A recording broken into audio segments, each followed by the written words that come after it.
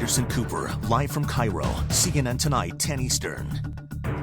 Among those caught in the middle today when thugs started targeting the demonstrators and the journalists covering them was our own Anderson Cooper. He joins us now live on the phone. Anderson, I want to get to what happened earlier in a moment, but set the scene right now as we go into the early morning hours. What is going on in Cairo?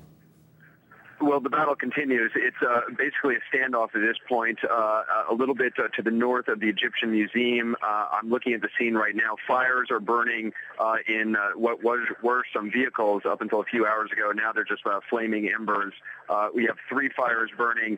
The anti-Mubarak protesters who have held the square for 9 days, going on now 10 days because we've entered the 10th day, they have formed a line all across a wide avenue, a line of what looks like sheet metal barricades that they have gotten from somewhere, from storefronts or from somewhere, that they have formed a phalanx, much like the old Roman legions used to use their shields to advance.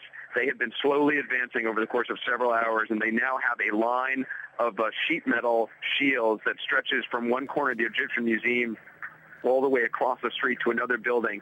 And you probably can't hear it, but they are banging on those shields, I guess with clubs or sticks or whatever they have, and that is the noise we hear. It is a constant banging on it, echoing into the night. It's quite an intimidating sound. There are still pro-Mubarak demonstrators, protesters here.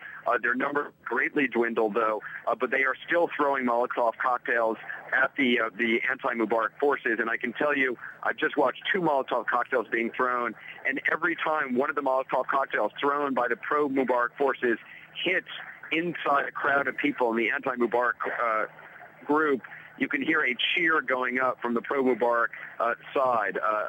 The idea that any of them have been injured, a cheer goes up from pro-Mubarak protesters. I'm now actually seeing, and I'm not sure exactly why this is happening, but I'm seeing a large number of the anti-Mubarak forces running from the barricades kind of back toward the Egyptian Museum. I'm not sure if they're coordinating or trying to bolster up another area, but the crowd is definitely kind of moving. It's a confusing situation, John, but basically the battle lines are drawn now. Clearly, the anti-Mubarak forces have been victorious in the sense that they have not been pushed from the square, and they have regained territory that earlier in the day. Anderson Cooper, live from Cairo, CNN Tonight, 10 Eastern.